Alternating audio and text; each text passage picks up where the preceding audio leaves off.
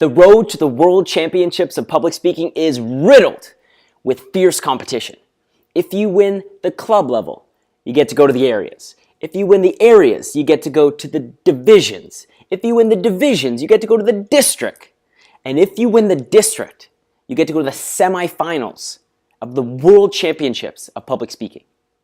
And if you come first, you get to compete as one of the world's best public speakers. In this episode, our guest, John Andrews, has been there and he's here to share his experience.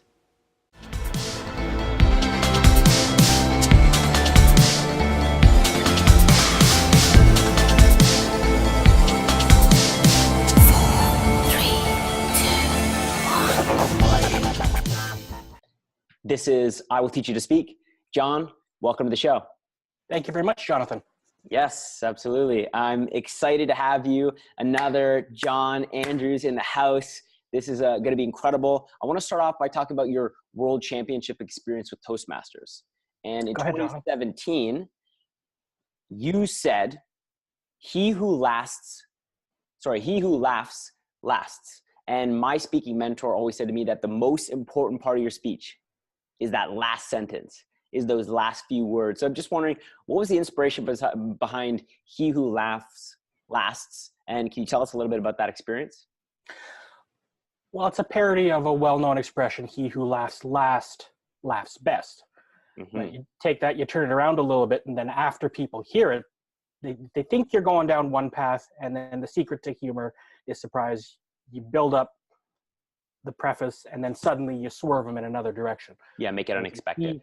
So it's he who laughs, and they expect to hear last laughs best, he who laughs lasts. Why did I end on that? The message of my World Championship round speech is laughter is the greatest weapon we have against fear. And I said, if you have a good sense of humor, if you can laugh at things, you will overcome more adversity in life. Laughter is not a coping mechanism, it is a survival skill. And I said, if learning to laugh is a coping mechanism, so is learning to swim. He who laughs, dramatic pause, lasts. That's amazing. And I want to talk about it. I mentioned it in your intro. That's what I was doing right before this call, is how does somebody get to the World Championships of Public Speaking? Like, you got to do the clubs, the areas, the divisions, the districts, the semifinals, and then there you are at the final. So what does the journey look like for you? When did you start Toastmasters, and then how'd you end up at the World Championships? Started Toastmasters in 2015. Wow. And then first time I took part in the international contest, I couldn't do it in 2016. I hadn't completed enough speeches and enough projects. You have to do your first 6 CC projects, and I hadn't done that. 2017 came along, and I was able to compete for the very first time. Did club. I was only competing against one other gentleman in club. He gave me all I could take, but it was only one. Then area, division, and that's around the time I started believing, maybe I can actually make it to Vancouver. And I remember that's the time I finally sprung it on my wife, and I said, if I win the next round, I get to speak at the World Conference. And she said, oh, okay. And I'm getting ready to sell this, we got to get some money together so we can go to it. And she said, okay, so where is it? And I said, well, this year it's in Vancouver. And her answer was, yes, please. That's awesome. So that made it she was on board with going to Vancouver, shockingly. So then I finally did win district. I think I surprised a lot of people because nobody knew who I was. Mm-hmm. People talking about it were saying, well, I know him. He's done some good stuff. I know maybe her, seen her before. John Andrews, who's that? I don't know, whatever. We'll get to him eventually. And as it happened, I drew number 10. So, sorry, not number 10, number 9, whatever the last one is. Yeah. So I think everybody was saying, okay, they had their favorites. And then suddenly I went out there. And I like to think, I don't know, I like to think that I blew them away, and they said, okay, forget what I said earlier, he won. That's amazing. It's funny. I have some friends in the Toastmasters community that reached out to me last year, and they said, oh my God, I saw that you're going to the World Championship. And I hadn't competed because I was an area director, but I thought that was hilarious that people thought I was on that path. But seriously, John, it's like almost unprecedented. The first time competing, making it all the way there. Kudos to the preparation that it takes. And one of my questions is about the influences that you've had along that journey, because nobody gets there alone. And so I'm curious, who's been there in your court, by your side, coaching you, mentoring you? Who do you feel has like been the one or two biggest influences on that path from first competition to world championships? Well, I can't say I've had one mentor, and I've never really wanted a mentor. I never wanted to pattern my style after one person. I wanted to look at all the speakers I could and say, I like what she does here. I want to use that. I like what he does. I want to use that. I like that. So that's the way I have tried to plan it. My three biggest influences, this is going to may sound a little bit odd, but the three things that influence my speaking are the three things I have consumed the most in my life. And they are stand-up comedy. They are Baptist sermons. You'd be surprised how much overlap. And professional wrestling. And shockingly, you can take a lot of influences from there, from how to structure your speech, how to do delivery. I can take from all three of those things. Now, as for the people who've influenced me, as I said, I haven't learned from any one person, but there are a lot of people who have given me the encouragement I need, because it's something I always felt. I've always got self-doubt. And the people who've encouraged me, when I first joined, I joined Goodyear Toastmasters. That's my main club. Awesome. And at the time, the president, his name is Varghese Thomas, I was visiting for a very long time. I did not take membership because my job situation was actually very much up in the air. And I didn't want to take membership here and then suddenly take a job in the other end of town, and I can't make these meetings. And he's the one who called me one day and said, look, will you please just join? Now, if we have to transfer your membership later, we'll do that. But we'd really like you to just take the step and start, because we're learning a bit from you. We think you can learn from us. So please just jump in there. So Varghese Thomas is one. My club, Goodyear Toastmasters, and now keynote speakers, advanced Toastmasters, have always been very encouraging to me. Another gentleman who gave me a real shot of encouragement when I needed it was world champion Jim Key. After I won my semifinal in Vancouver, he was one of the first people. He was cheering for another semifinalist, I think, because he was there. He's from Dallas, and I was competed against a lady from Dallas, and I think he was there to cheer her on. But he saw me, and as soon as I got off the stage, he had to explain to me who he was. First of all, I'm world champion Jim Key, because that's what a newbie I was. Yeah. And then he told me how much he appreciated what I did and what I said. So things like that have meant a lot to me. So we'll say Varghese, Jim, and then just various other people throughout the course. And wrestling and stand-up comedy and sermons. Fantastic. Well, they've influenced me. I can't say they've encouraged me, but yeah, I've been able to steal from here and there. Speaking of being a newbie, John, you went from 0 to 100 really quick as a speaker. And we do have some people that are in the beginning stages of whether that's their speaking career or they want to make a transition to being a professional. Maybe they've won the club contest before, maybe the area contest, and they want to get to that next level. What are one or two actionable takeaways or mistakes you see them making that would help elevate them from newbie to intermediate or professional?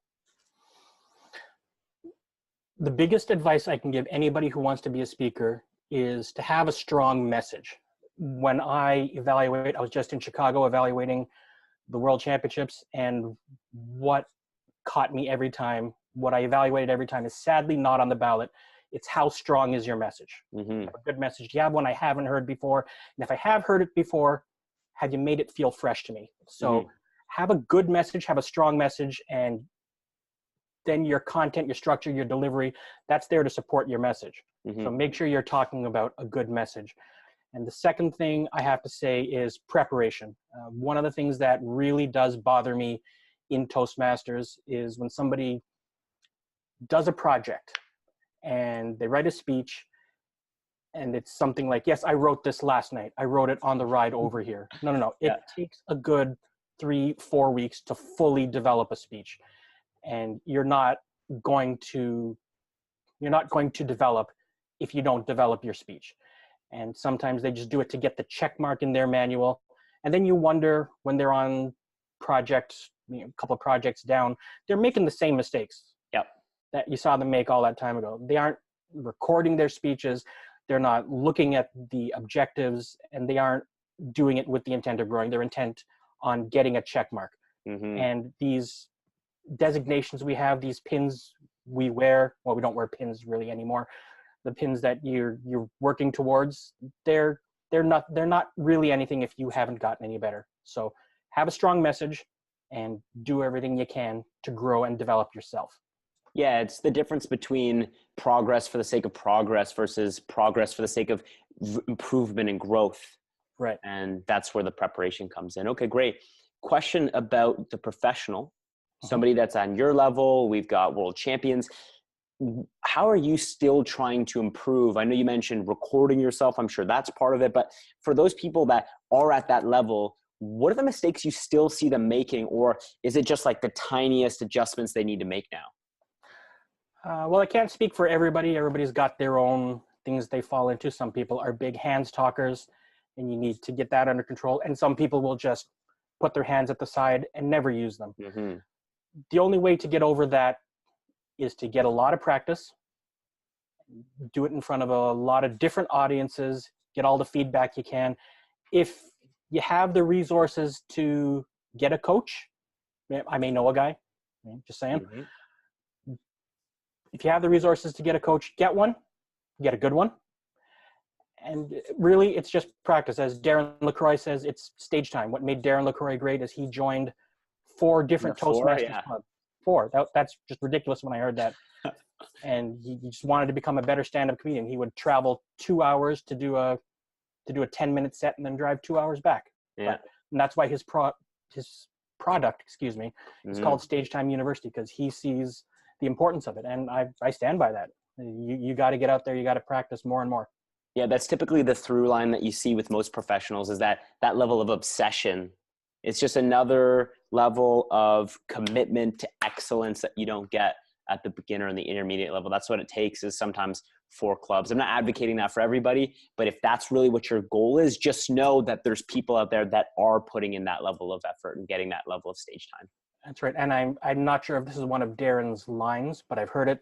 And somebody said, there's always somebody less talented than you willing to work twice as hard. Yeah. My friend Kevin Rempel was on this podcast a couple of weeks ago, and Kevin said hard work beats talent when talent doesn't work hard. Indeed. And Wayne Gretzky is somebody who's a great example of somebody who didn't have anything tangible about him, right? He was not big. He was not fast. He did not have a hard shot.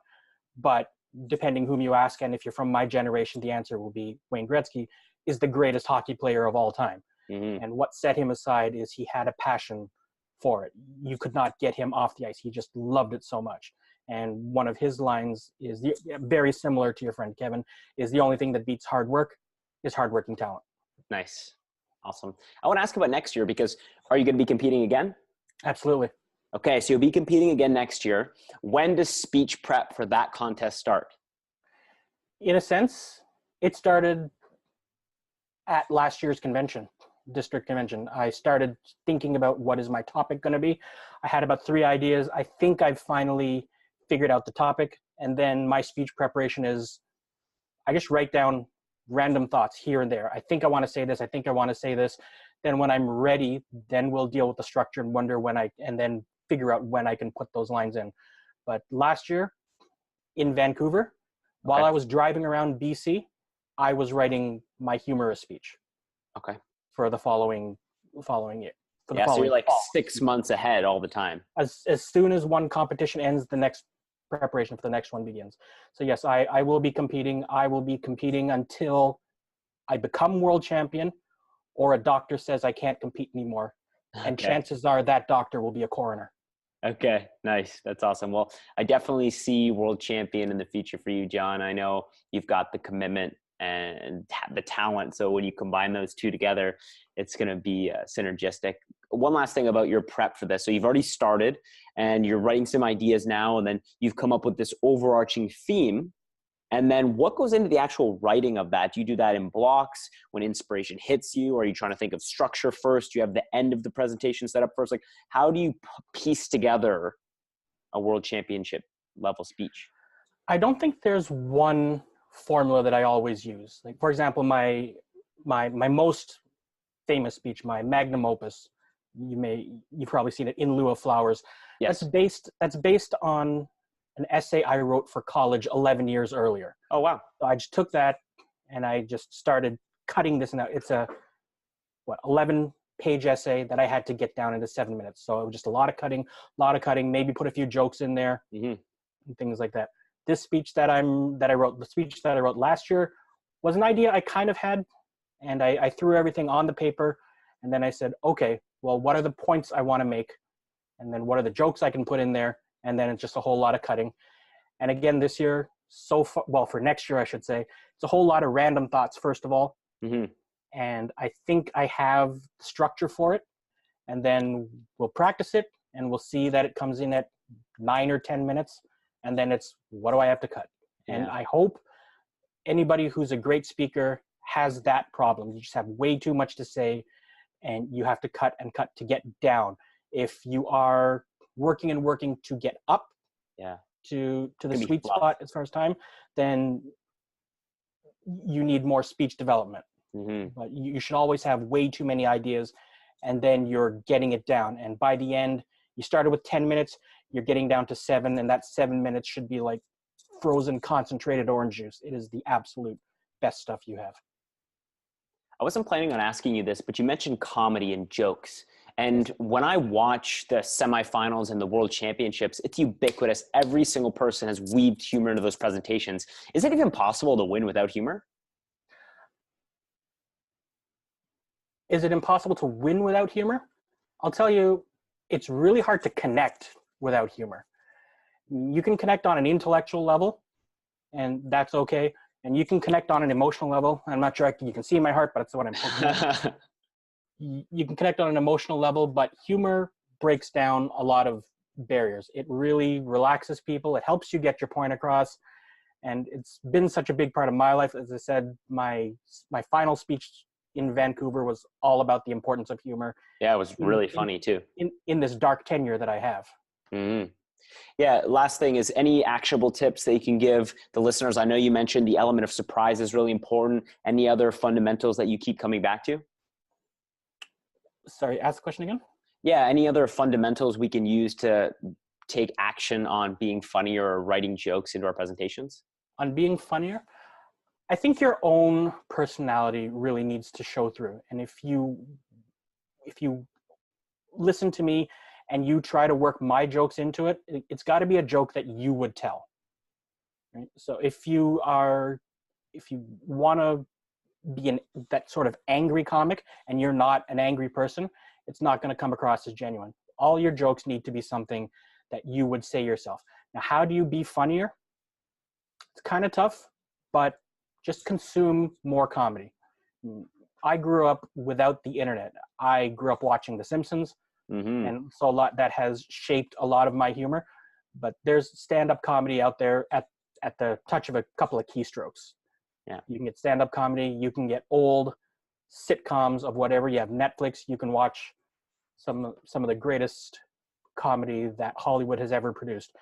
So the best way to become funnier is to just consume more comedy and find some funny people, hang out with them, and as they start trading insults and jokes, see if you can get in there and see if you can hang at their level. Perfect. I want to switch gears as we get ready to close off this podcast, this show, and talk a little bit about death, because you were a funeral director. I still am a licensed funeral director. So you're a licensed funeral director, and you spent a lot of time around people that were passing away, people that have passed away. And so I'm curious, how has being around and constantly seeing death happen, how's that shaped your philosophy about life? Well, it shaped my philosophy about life in a couple of ways. One, when you're a funeral director, you get up in the morning and maybe you have a couple of complaints. You don't like the basement apartment you're living in. You don't like the car you're driving. You don't like that angle. You don't have this, you don't have that. And then you go out there and you do your job, and it's a tough job. And when you come home at night, you are grateful for everything you have, because Mm-hmm. you didn't bury your son that day. I didn't bury my parents that day. And if I wanted to talk to my parents, which often did happen as a result, they were a phone call away. So it does really make you grateful for the things you have. And it does, this is not the purpose of your podcast, but it puts eternity into perspective, and it does make you think about what happens to you after you die. So as for me as a Christian, it definitely strengthened my faith. Mm-hmm. And things like that. You work with a lot of clergy, and you get to see different aspects of what different people believe. And I think that was a really interesting part, is to see the mourning and grieving rituals from around the world. Like in Vietnam, I served a Vietnamese family, and they said everybody's got to wear white because that's the mourning color in Vietnam. So I said, oh, okay, we'll see. Some guys had to go get their polyester leisure suits from the 70s because it was the only white suit they had. One last thing about that is that you've experienced thinking now about eternity because of this and the gratitude that comes with actually being here. Have you thought about the finite nature of time? And does that motivate you? The fact that you're around death and that it could end at any moment? Yeah, tomorrow is never really guaranteed. I shouldn't say never really. It isn't guaranteed. And I have served people. By served people, I mean I have buried people younger than you. And I think I've buried people younger than anybody listening to this podcast. I don't want to bring out the cliche, live every day as if it were your last, because one day you'll be right. Mm-hmm. But if there is something you want to tell somebody, you better hurry up and tell them, because you don't know. And the fact that they're in their 30s doesn't mean that they'll be in their 40s. So, you better get out there and make use of the finite nature of time, as you said. Yeah, and I think that transitions well into my last question. I like to ask the guest to share whatever's on their heart. And you mentioned, if you were thinking about telling someone, tell someone. So this is really your opportunity to be able to share whatever is in your heart, is in your soul, a message that's resonated with you. I don't want to direct the podcast in every single angle. So this is totally up for grabs, and I'll let you do your thing. Well, there is actually a keynote I'm working on about your gifts and your talents. And I draw from the Bible. I draw from one of Jesus' parables, which is in Matthew 25. And it's called the parable of the talents. And the idea is a master gave his 3 servants some gifts. Yes. And one he rewarded the people who used them, and he got angry at the one who didn't. Mm-hmm. So I would say, so I'm going to tease my keynote in case you want to hear the full one. Give me a call. Okay. But it isn't. Everybody has gifts. Don't say you don't have any. Everybody has got talents. Maybe you need to discover yours, but you have them. And I think what God expects from everybody is that we use the talents, the gifts he's given us to bless others. So in this finite time you've been given, your job, your duty is to bless people with the talents you have. John, you are wonderful. And I'm really looking forward to the opportunity to get to know you a little bit better. I'm wishing you luck already in next year's contest. I know you're going to go out there and make Canada proud again and crush it. Where's the best place for us to find you online? Is that LinkedIn, or where do you prefer to be and communicate? I would love to say go to my website, but it's under construction. Okay. So if you want to wait for it, it's at lastrites.com. That's last-WRITES. Last Rites, we lay boring speeches to rest. Okay. Until then, get in touch with me by email at, this is a tough one, Emperor Goodyear Toastmasters @gmail.com. Awesome. And failing that, if you go to Facebook or you go to LinkedIn and look up John Andrews, not Jonathan Andrews, but JOHN Andrews, keynote speaker, you will find me there. Okay, fantastic. Really appreciate your time. I'm looking forward to doing this again after you win the World Championships and we can get some new tips. Thank you again, John. Indeed. It was an honor and a privilege, Jonathan. Keep going with the podcast.